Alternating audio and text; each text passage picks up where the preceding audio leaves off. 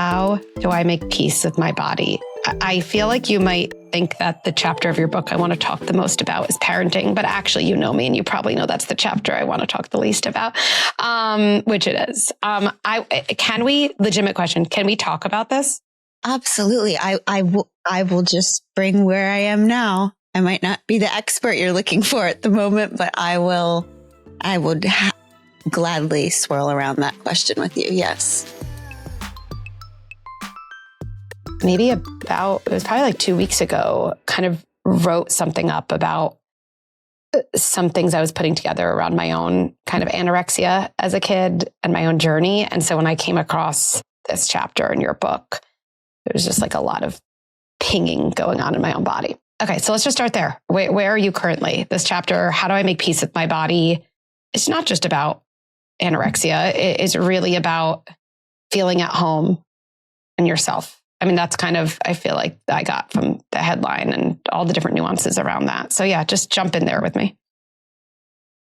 Okay. Well, I told my son recently that I can usually tell my level of mental health and embodiment by how long I'm spending on Zillow each day, because I tell myself, So I've been on Zillow a lot this last couple weeks.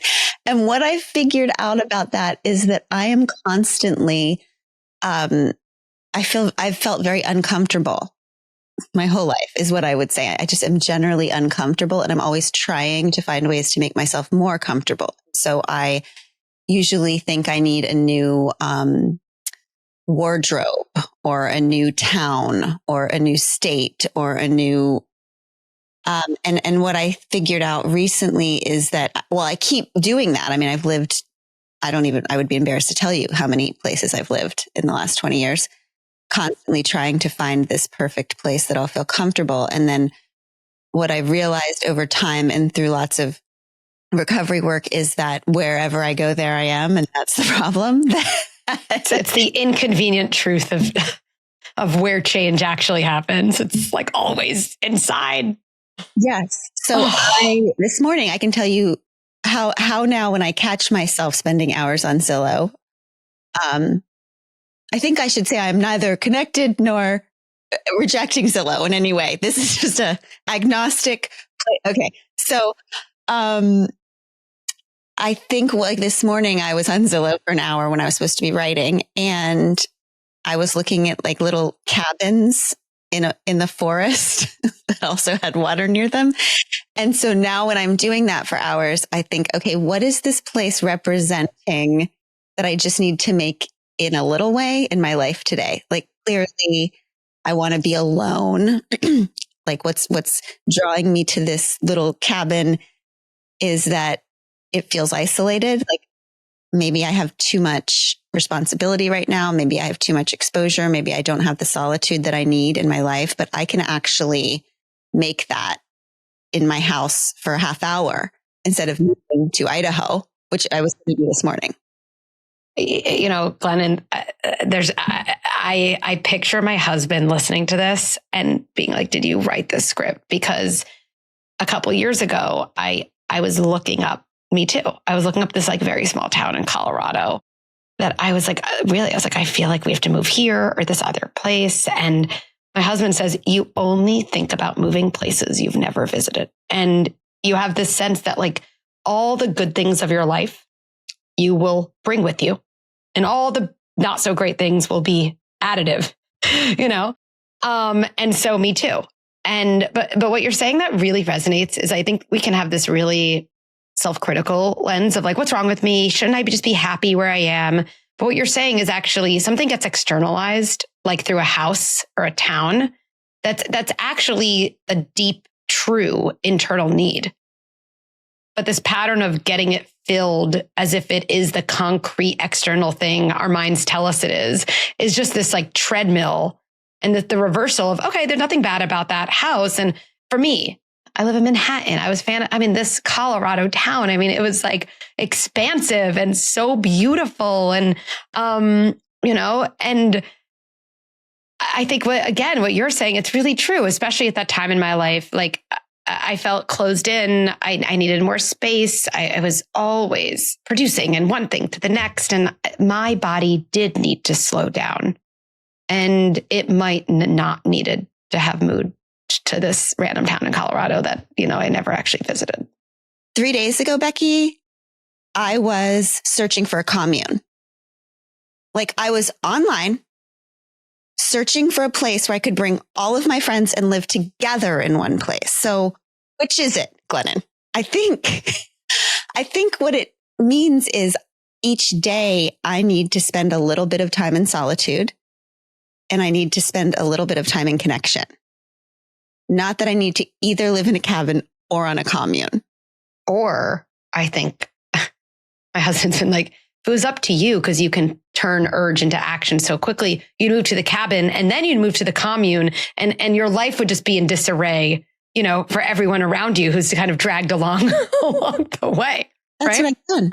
Right. What I've done. My kids have lived in way too many places. There's beautiful things about them because of that. But I always think if I'm talking to, people are always trying to figure out how to be better parents. You know that. But like, if I could tell anybody anything from the beginning, I'd say just like try to figure your shit out yourself. Like, because you wake up one day and you're like, oh, sorry, guys. That was actually about me. Sorry. So had I sat with that, investigated that, started this brand of recovery and therapy a little earlier, I may have figured out that these urges don't need to be turned into action and that there is investigation that could have caused healing that would have given people a little bit more peace. Yeah, I often think about that with parenting, that all of your unhealed stuff just comes out before our eyes. And then there's just a fork. I either act it all out or I heal and resolve at least some of it. That's kind of all parenting is kind of, and as you notice, kids didn't even really come into the discussion, right? The first time I went to therapy for this last round of eating disorders, my therapist said, so let's talk about how the way you deal with people is the same as the way you deal with food. And at the time I was like, just honestly, shut up. Like, just what tell me. What a therapist thing to say. I can get over this part. Like, I really didn't register at all. I just thought this is nonsense. And now I think about it, 2 years later, I think about it all the time because it is true. I had a few safe foods and everything else was scary. And I have a few safe people and everyone else is scary. And because I am so scared of other people, the way that I keep myself safe and my family safe is I just explain to my family why everyone else who comes into our life is bad and needs to stay away. Which really is a gorgeous thing to do to your children. It really helps them have a lens on the world that is open. And yes. So I had this moment with my youngest recently, she's 17, where she brought somebody up at the table and I started my thing. I started my thing about why this person is bad and need to stay away. So I'm scared for her. And I could see this like thing happen on her face, which was like kind of a dimming. It makes me so sad to think about it. It was kind of like maybe it was a little mini dissociation, whatever it was. I could see on her face that I was hurting her or something. And so I actually took her to dinner the next week and I just said, look, here's the thing. I do this thing. Like I'm scared of people. So I judge them as a way of protecting you. And it's not protecting you. It's a lens I'm putting on you and it's dirty. It's a dirty lens. And I don't want you to see the world the way that I see it. I want you to see the world the way that you see it. Your way is better. So, but for some reason, I think it's called trauma or nervous system. I can't stop yet. Okay. So when I'm doing it, so there's the gap that I'm talking about, right? Gap between. So I said, when I'm doing that, when you see me start that, I want you to look at me, not the person I'm pointing at. This has nothing to do with the person I'm judging. Just look at me, think mom's doing that thing again. I'm not going to put her lens on. I'm going to keep my lens. She'll be done in a minute. Yeah. That's the only way I can deal with the gap without passing it on. It's like gap. I think that is how we don't pass things on because like those patterns, obviously for you were put in place initially to be adaptive. Like you weren't born, I think, hypervigilant of the world and mistrusting of everyone but for people or for foods. Like I just don't see babies usually being born entirely that way. We all have temperaments, and then we have environment, and then we adapt, which is amazing that we figure out how to adapt at such a young age. And then usually our adaptations early on, they're not always the things that are adaptive later on. That's just not how it works. But it's hard to let go of that initial response because it was put in for a protective evolutionary place, and our bodies don't really enjoy letting go of those things. And so what you said, to me, sometimes the best it gets in adulthood with anything is actually, I use that same language. There I go again. There I go. Oh, I just did that thing. It's like we do the thing, and the best it gets is calling ourselves out on doing the thing, or being very open or even inviting of someone we love in our life. Please tell me when I'm doing the thing for my benefit. And also, by the way, for yours, because it is just a thing. And it also, it's so interesting because I think this connects, because I don't know if anyone listening is like, how does this relate to anorexia? But I think in your chapter about your body, and when I think about that moment with your daughter, we all have these moments with our sons and fathers too. But there's something I think about with my daughter, which is like, do I trust myself right now? Or do I trust my mom? Right? Like, who's right? I think I like this person. Do I like that person if my mom doesn't like this person? Does my mom know enough about this person to even trust that she's making a sound judgment? Could we both be right in a weird way? And what would I do about that? Could we both be wrong? I mean, again, I think the best it gets is probably questioning that. Like, I don't know if there's a truth, but so much of, I think, this chapter, which I just spoke to me, especially in this moment I'm in, is about gazing in, and instead of gazing out toward the homes me and you both would move to in an instant. And wondering if we could trust something inside us, or at least just be curious about it. Right. Yeah. I think that's it. I think that's what that moment is about. It's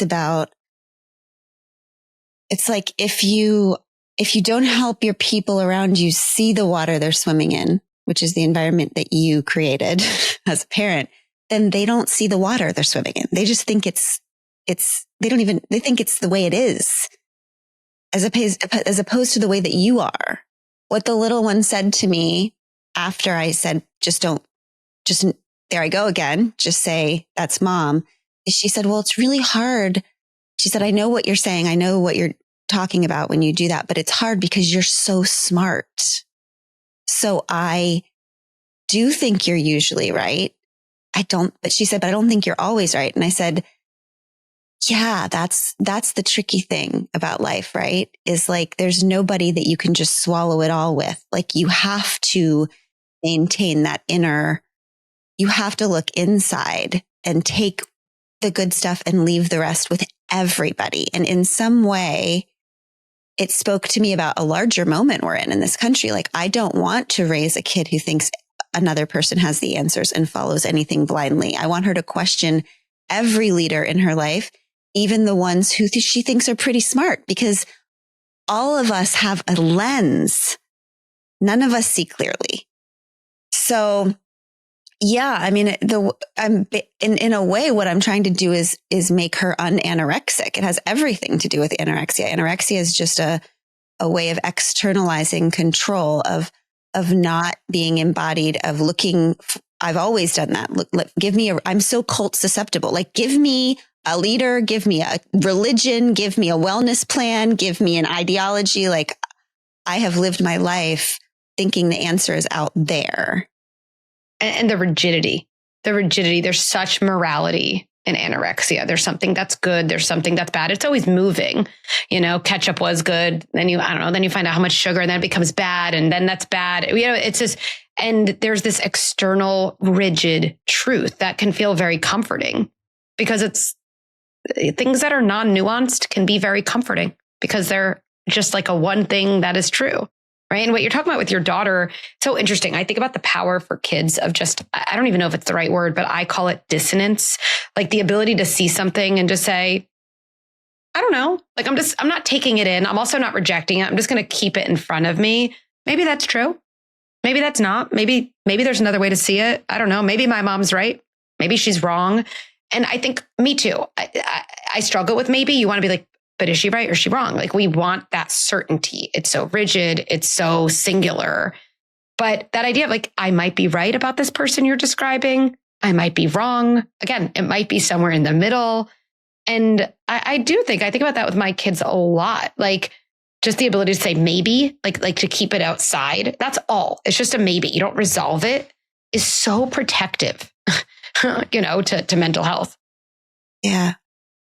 Yeah. And as they get older, it's just like, there's such a difference between, so if you picture that dinner table, there's such a difference between me saying, okay, hold on. Here's the 5 red flags I've seen about that person.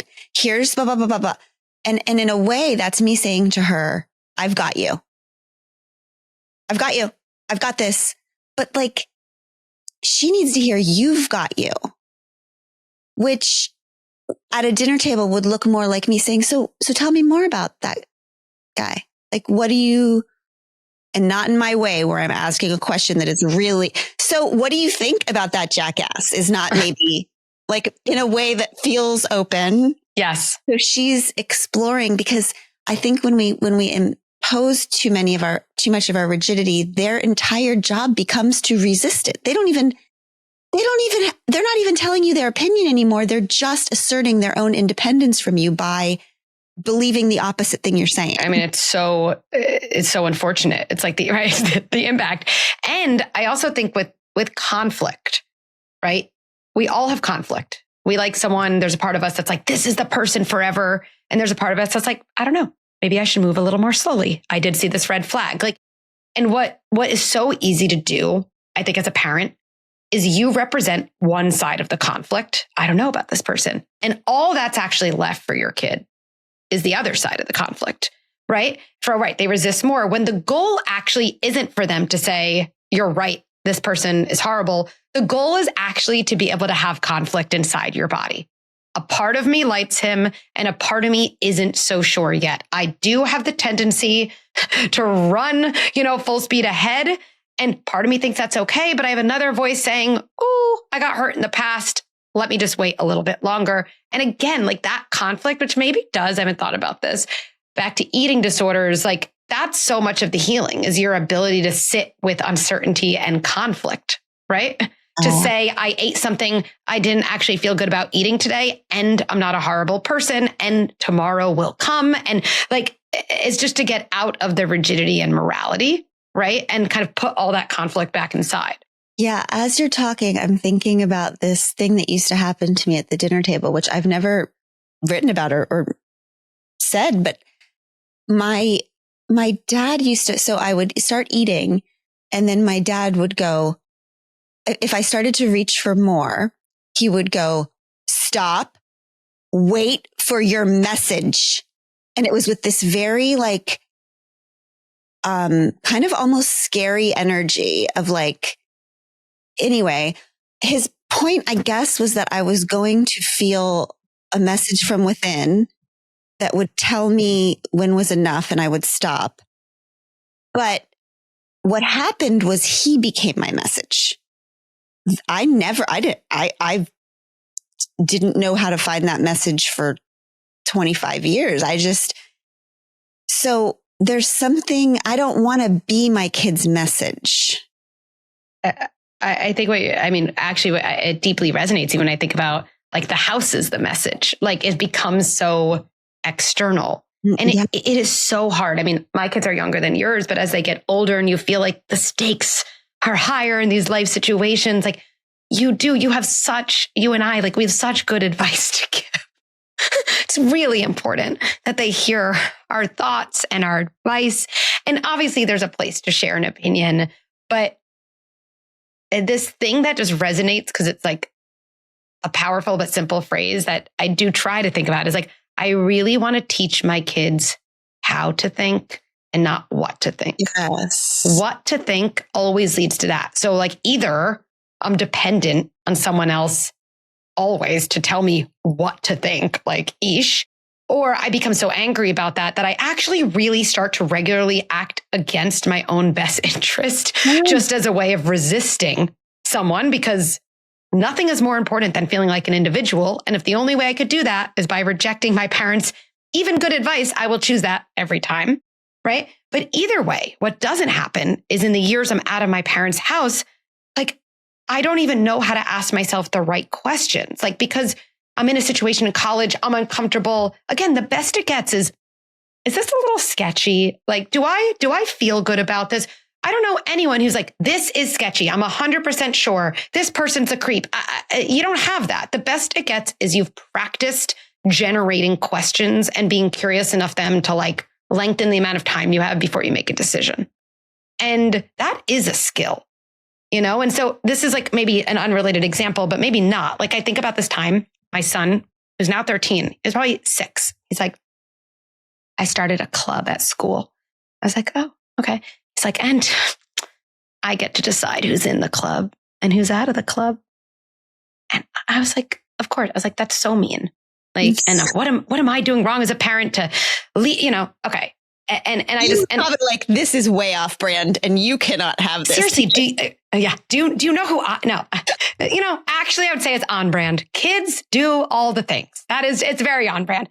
But like actually, and I think we were in the car. I remember this moment so vividly, exactly around the highway. So I think there's something about that it gave me a little space. I wasn't looking at him to like access my sturdiness. And the way that moment transpired is one of my proudest parenting moments. I've had plenty of moments, obviously. I'm like, why did you do that? Right. But I just don't know a teenager who's like, my parent told me it's not nice to exclude people. So I won't. It's just not how like things happen.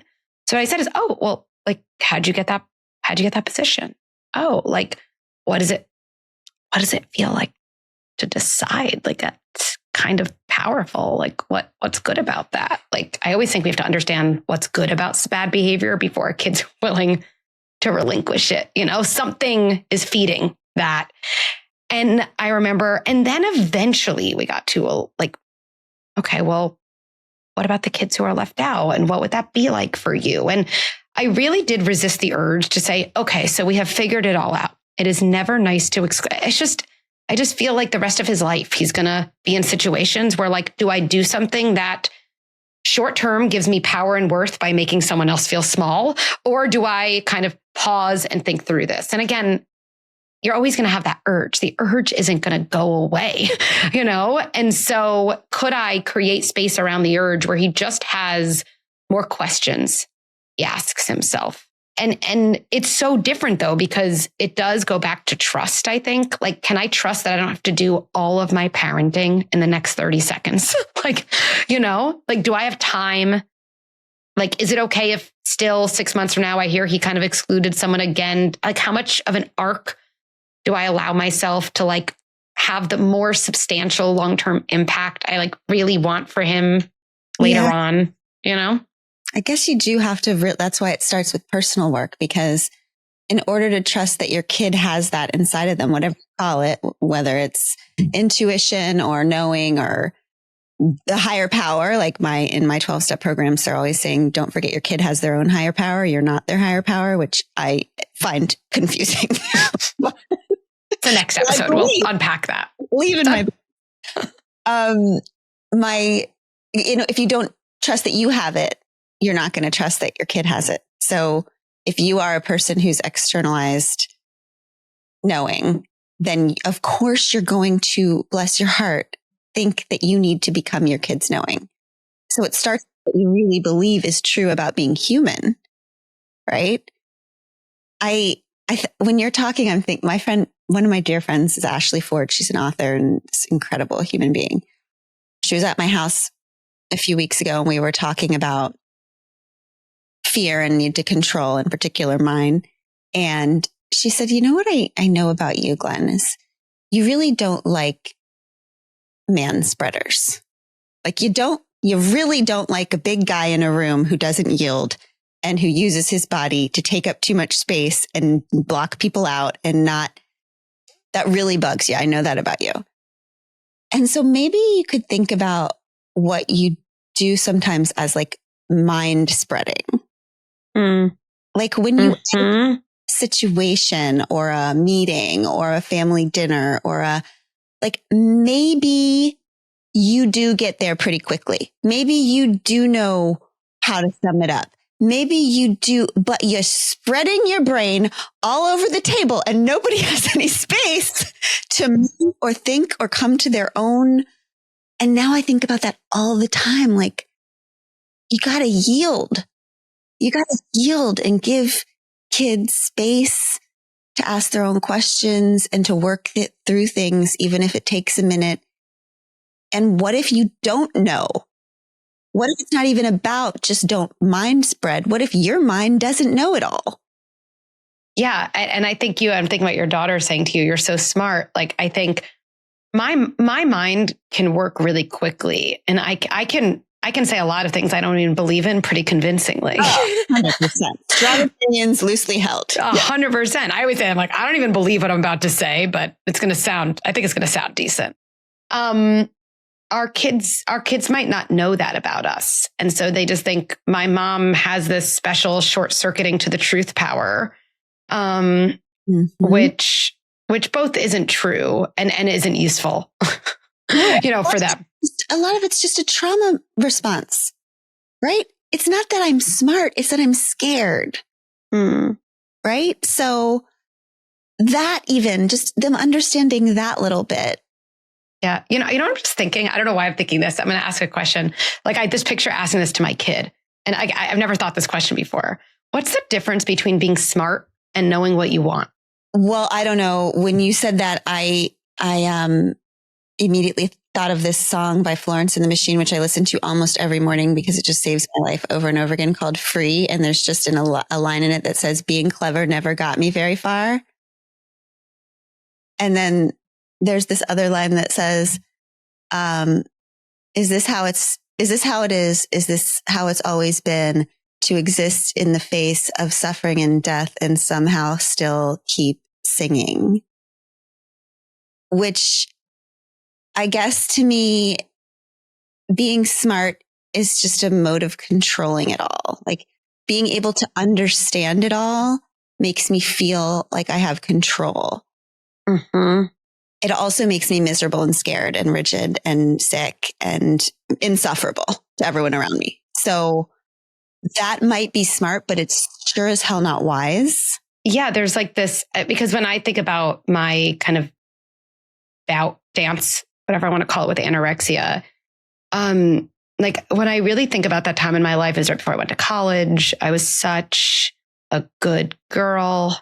Now I would call myself an inconvenient woman, which is kind of the polar opposite, and like, I think about my anorexia as like, it's like, I don't want anything. I have such a disavowal of desire that I don't even want food.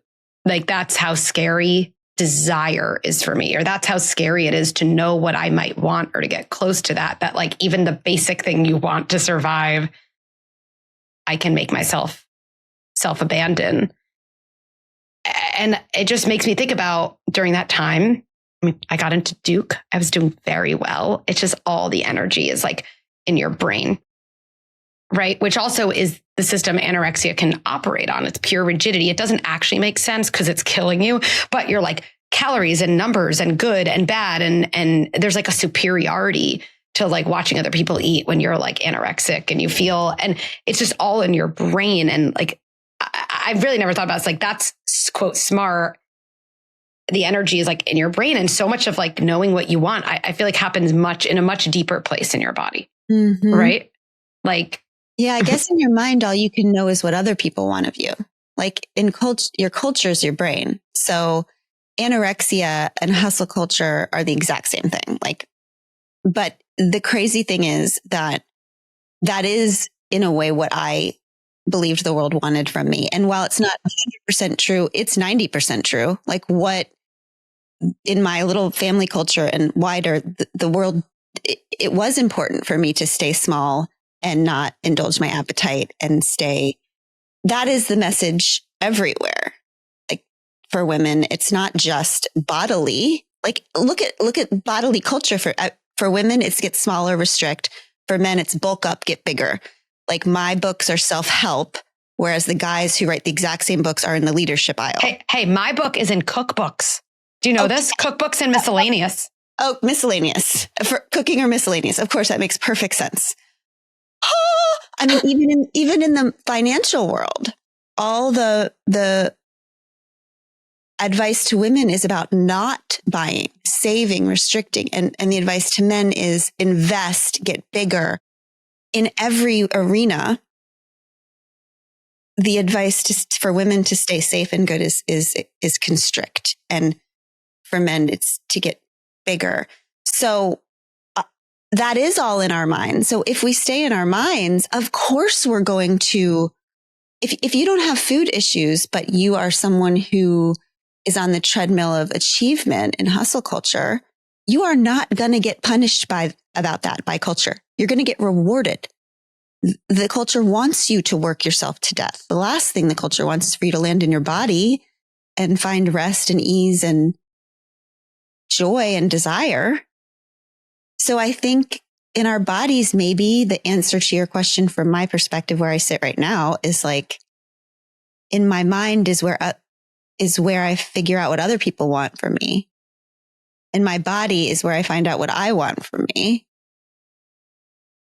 And it's just easier and quicker to go to your mind, because landing in your body, I just started learning about it a couple of years ago, and it's very messy, and all your like trauma is in there. And so desire's in there, and that's great. But it's like that's down the road, and in between you and that is all this other junk that you have to sift through to get to the treasure.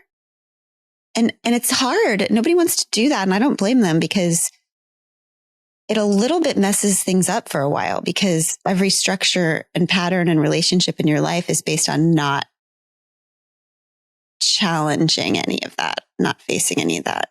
Yeah. I mean, I think I wrote about my journey reflected, I wrote about this journey of mine related to this term, that just this idea of like, what does that mean to be an inconvenient woman versus a good girl? And how many of us were raised, yes, be the version of yourself that everyone wants you to be. Your value comes from meeting everyone else's needs, which you can only be good at if you distance yourself from what's going on in your own body. That's the only way you become an expert at taking care of every single other person around you and pleasing them.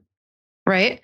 And I think about, again, we were talking about conflict and what's external and what's internal. I mean, anorexia is such like a beautiful conflict. I mean, you shrink away and you also take up space. Like everyone's looking at you being like, oh, you do not look well, right? Like you are so good, and the morality around it. And what you're really also doing is expressing an immense amount of rage. Like there's so much rage that comes out in rejecting basic sustenance, especially around the people around you who are so worried about you and just want to feed you. And so much of the resolution, ironically, comes with a lot more internal conflict, right? Oh, maybe I'm angry about things. Maybe that's useful to know. Maybe I want things for myself that I don't have, right? And so, yeah, I guess, I don't know. The answer to life's 20 questions is always something messy and nuanced. It's never fully resolved, any of them. I mean, I think if anybody, I think it's the opposite of resolution. Like coming from fundamentalism in everything, in food and religion, I think that if anyone's offering this version of false certainty, it's comforting for one moment, and then it doesn't work. And then you have to slowly die inside because it's not true. So I think that's why